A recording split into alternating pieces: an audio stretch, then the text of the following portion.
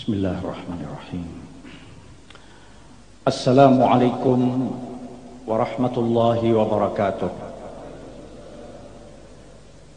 Alhamdulillahilladzi arsala rasulahu bil huda wa dinil haqq liyudhhirahu 'alad dini kullihi walau karihal musyrikun. Allahumma salli wa sallim wa barik ala sayyidina Muhammadin wa ala alihi wa sahbihi ajma'in. Terlebih dahulu saya ingin memperkenalkan bahwa kami rombongan Al-Habib Anis bin Alawi Al-Habsyi bersama-sama hadrah dari Solo alhamdulillah tiba di tempat ini pada hari Sabtu lebih kurang pukul 11. Alhamdulillah selama kami sampai di tempat ini dan sampai saat ini kami menerima sambutan yang luar biasa. Dan tidak lupa kami ucapkan beribu-ribu terima kasih kepada terutama Al-Ustaz Muhammad Zaini beserta segenap yang menyambut kami dan menerima kami dengan sangat baik. Kami hanya dapat berucap semoga Allah Subhanahu wa ta'ala membalas budi baik dan menambah pahala yang berlipat ganda. Kami datang di tempat ini sungguh gerakan hati yang kami rasakan saat ini dan kami yakini adalah tarikan dari junjungan kita Nabi besar Muhammad sallallahu alaihi wasallam. Rasulullah ingin menunjukkan kepada kami bahwa ada tempat yang jauh dari tempat tinggal kalian, orang-orang yang mencintai Rasul, orang-orang yang hatinya tertambat dan terikat kepada junjungan kita Nabi besar Muhammad sallallahu alaihi wasallam. Dan dari sini pasti mereka cinta kepada Allah Subhanahu wa ta'ala. Di dalam sebuah hadis Allah Subhanahu wa ta'ala berfirman mengundang Jibril alaihissalam, wahai Jibril, aku mencintai fulan, kumandangkan di langit kepada seluruh malaikat bahwa aku cinta kepada manusia itu. Jibril berkumandang dan mengundang seluruh malaikat mengatakan bahwa Allah mencintai fulan, cintailah. Saat itu malaikat berseru kepada seluruh umat manusia, Allah Subhanahu wa ta'ala mencintai fulan, maka cintai orang tadi. Di tempat ini kami mendapatkan kenyataan daripada hadis itu. Bersama-sama kami duduk Ustaz Muhammad Zaini. Kami yakin bahwa ini termasuk orang yang dicintai Allah Subhanahu wa ta'ala. Karena kami datang ke tempat ini dengan gerakan hati yang senang sekali dan gembira dan penuh rasa haru. Dan kami melihat umat begitu besar mencintai beliau. Satu pertanda bahwa Allah mencintai Ustaz Muhammad Zaini. Semoga Allah memanjangkan umur beliau, memberikan kesehatan selalu, membawa manfaat bagi umat manusia, penerus risalah junjungan kita Nabi besar Muhammad sallallahu alaihi wasallam. Malam hari ini kita telah bersama-sama membaca maulid Nabi besar Muhammad sallallahu alaihi wasallam, menunjukkan bahwa kita cinta kepada Rasulullah. berapa salawat yang kita ucapkan sampai kepada Rasul, berapa ucapan salam yang kita ucapkan sampai kepada Rasul. Sebab beliau pernah berkata bahwa siapapun yang mengucapkan salam dan salawat kepadaku, Allah membalas 10 kali salawat. Kita bisa bayangkan kalau Allah membalas salawat bagi kita sekalian, rahmat yang turun di tempat ini, maghfirah Allah turun di tempat ini, dan sampai kepada junjungan kita bahwa si fulan bin fulan mengucapkan salawat dan salam kepadamu ya Rasulullah. Alhamdulillah, kita sangat berbahagia sekali, dan kita harus yakin bahwa salawat kita dibalas oleh salawat dengan junjungan kita Nabi besar Muhammad SAW. Karena beliau terlebih dahulu mencintai kita sebelum kita cinta kepada beliau. Kalau seseorang mengucapkan cinta kepada seseorang, kemudian cinta tadi tidak terbalas, maka sungguh sedih manusia yang mengucapkan cinta tadi. Tetapi ketahuilah, sebelum kita mengucapkan cinta kepada Rasul, sebelum kita mengungkapkan cinta kita kepada Rasul, beliau terlebih dahulu sudah mengungkapkan cinta kepada kita sekalian. Di dalam sebuah hadis, ketika beliau duduk membaca ayat Quran yang berhubungan dengan Nabi Isa alaihissalam, in tu'adzibhum fa innahum ibaduk wa in taghfir lahum fa innaka antal azizul hakim. Beliau menangis. Kemudian ayat yang lain, ayat yang berhubungan dengan Nabi Ibrahim alaihissalam, faman tabi'ahum fa innahum minni faman tabi'ani fa innahum minni wa man aswani fa innaka ghafurur rahim. Beliau bertambah menangis. Ketika itu Allah mengetahui tangisan Nabi Muhammad SAW. Allah mengutus Jibril. Ya Jibril, temui Muhammad, katakan kenapa ia menangis. Jibril turun menemui Nabi Muhammad, berkata, ya Muhammad, ma yubkik, apa yang menjadikan kau menangis? Sedang Allah tahu apa yang ditangiskan Nabi Muhammad SAW.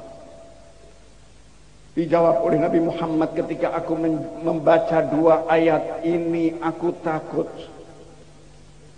kalau sudah Nabi Isa menyerahkan semuanya kepada Allah, kalau Allah akan memberi ampun, terserah Allah.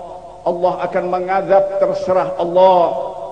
Demikian pula Nabi Ibrahim, kalau mereka mengikuti aku, maka dia dari golonganku. Kalau mereka tidak mengikuti aku, terserah kepadamu ya Allah, engkau akan beri ampun atau tidak.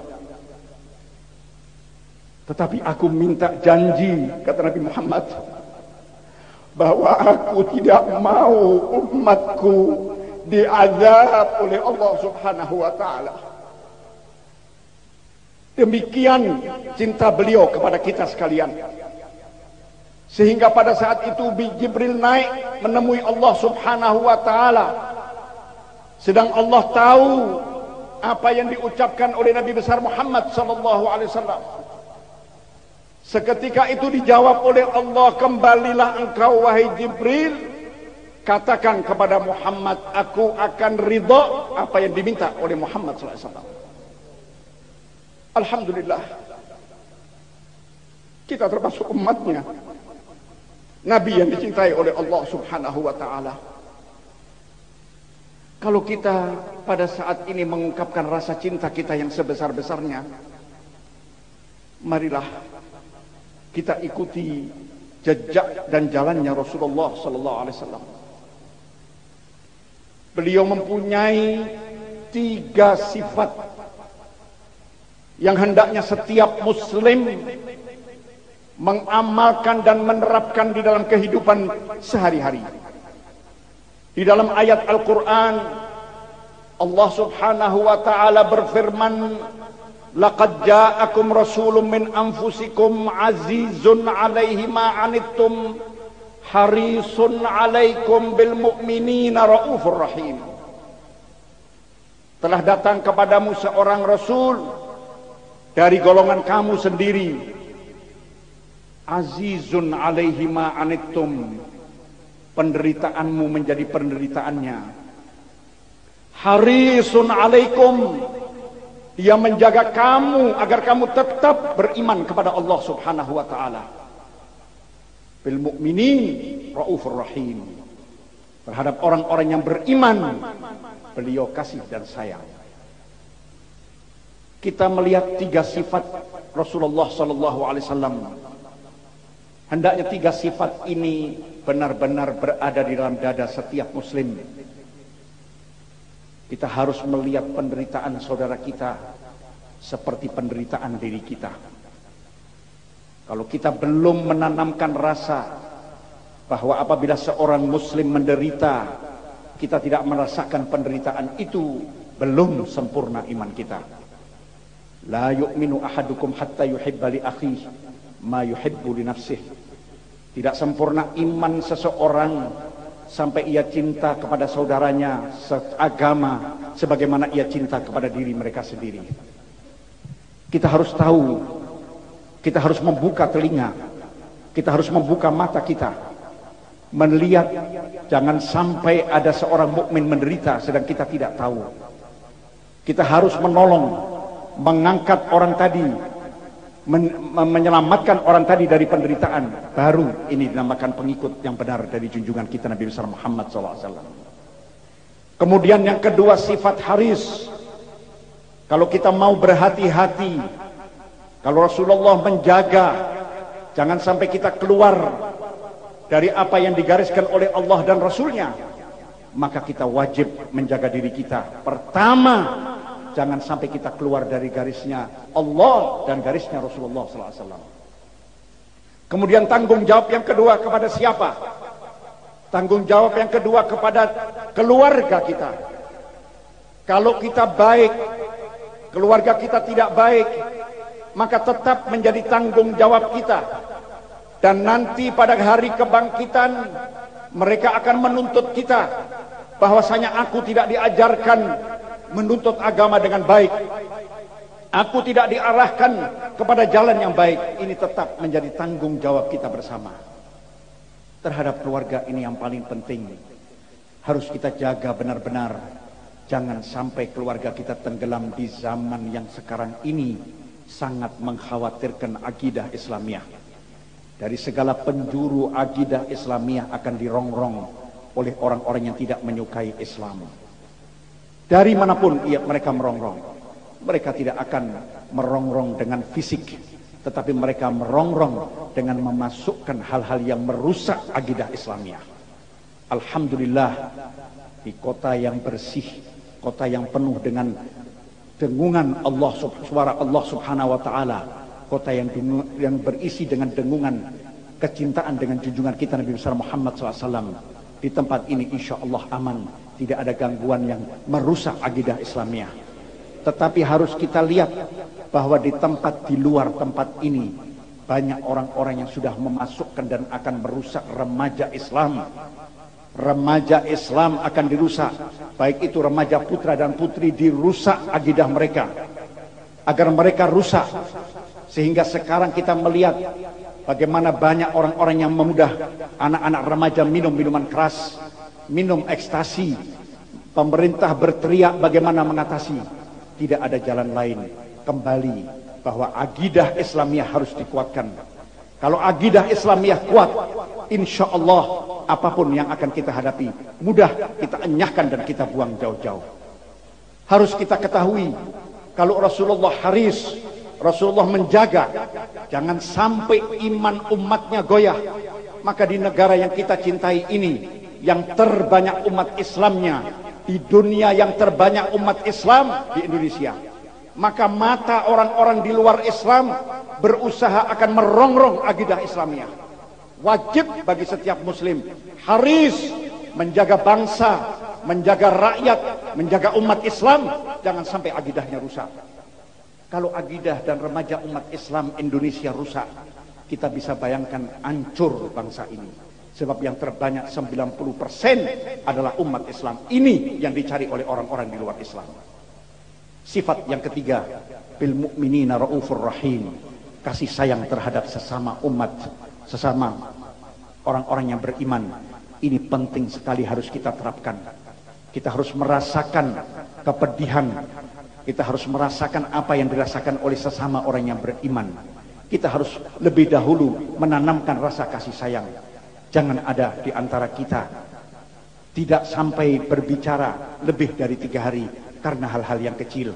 Di dalam keluarga harus kita tanamkan rasa kasih sayang. Di dalam masyarakat harus kita tanamkan rasa kasih sayang. Sehingga insya Allah kalau rasa kasih sayang ini terbina, rumah tangga terbina dengan rasa kasih sayang, maka rumah tangga ini akan terjadi rumah tangga sakinah, rumah tangga yang penuh dengan nur ilahi. Kemudian kalau masyarakat tertanam rasa kasih sayang di antara sesama mukmin, maka insya Allah semua akan saling memaafkan. Yang satu memaafkan yang lain. Apabila ada kesalahan di antara sesama mukmin, maka yang satu lebih dulu memberi maaf sebelum diminta maaf. Ini adalah sifat yang terbaik, adalah sifat junjungan kita Nabi besar Muhammad sallallahu alaihi wasallam. Alhamdulillah kita bertemu di tempat ini, rasanya bersih semua apa yang pernah mengotori hati kita. Selama kita duduk di tempat ini, kita tidak merasa bahwa kita duduk di tempat atau di dunia, tetapi kita merasa bahwa ruh kita melayang mengikuti pujian, mengikuti madah terhadap Rasulullah, sehingga kita merasa bahwa kita berangkat bersama-sama Rasulullah SAW. Kebersihan yang sudah kita dapatkan pada malam hari ini, bersih insya Allah dosa-dosa kita. Insya Allah dengan kebersihan apa yang kita dapatkan pada malam hari ini, jangan kita kotori lagi. Kita keluar dari tempat ini tetap bersih, sampai di rumah tetap bersih, sampai kita bertemu malam Jumat, malam Senin yang akan datang tetap bersih. Demikian terus menerus hendaknya kita tingkatkan amal ibadah kita. Sedikit meningkat setiap hari itu lebih baik daripada hari ini meningkat banyak kemudian turun. Sebab Rasulullah SAW beliau pernah bersabda, kalau hari ini lebih baik dari kemarin, maka orang itu adalah orang yang beruntung. Tetapi kalau hari ini amalan kita sama dengan kemarin, maka orang tadi termasuk orang yang tertipu, kata Rasulullah. Kemudian kalau hari ini lebih jelek dari kemarin, maka dikatakan orang tadi adalah orang yang sangat merugi. Jangan sampai kita tergolong orang yang merugi, tetapi kita dimasukkan ke dalam golongan orang-orang yang beruntung. Semoga Allah Subhanahu wa ta'ala menurunkan hidayah kepada kita sekalian, menurunkan rahmatnya kepada kita sekalian, menurunkan maghfirahnya kepada kita sekalian, sehingga kita tetap jalan di jalannya Rasulullah SAW bersama para salihin, para aulia, terutama ahlul bait yang dekat dengan Rasul, orang-orang yang dekat dengan Rasul, ahlul bait yang selalu menjaga risalah Rasulullah, itu adalah ahlul bait yang menjadi panutan. Sekali lagi ahlul bait yang selalu menjaga langkahnya sesuai dengan langkahnya Rasul, sesuai dengan risalah Rasul, maka ahlul bait yang demikian ini adalah panutan. Dan insya Allah kita selalu dilimpahkan rahmat kepada kita sekalian, dimudahkan segala urusan kita, dimudahkan segala hajat kita, dipanjangkan umur kita, diberikan kesehatan, terutama Ustaz Muhammad Zaini selalu diberikan kesehatan oleh Allah Subhanahu wa taala, dan Al Habib Anis. Saya mohon doa dari kalian di tempat yang penuh barakah ini, semoga dipanjangkan umurnya, diberikan selalu kesehatan, bisa membimbing kita, bisa memberikan pembinaan kepada kita sekalian, dan insya Allah diampuni segala kekurangan kita di masa yang lalu, kekurangan keluarga kita, kekurangan kedua orang tua kita, diakhiri usia kita dengan husnul khatimah. Wassalamualaikum warahmatullahi wabarakatuh.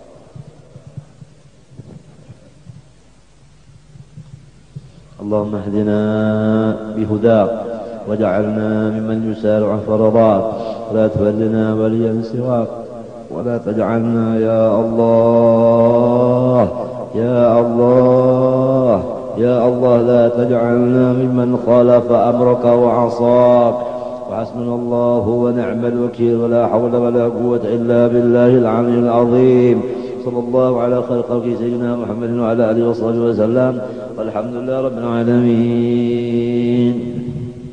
أذان.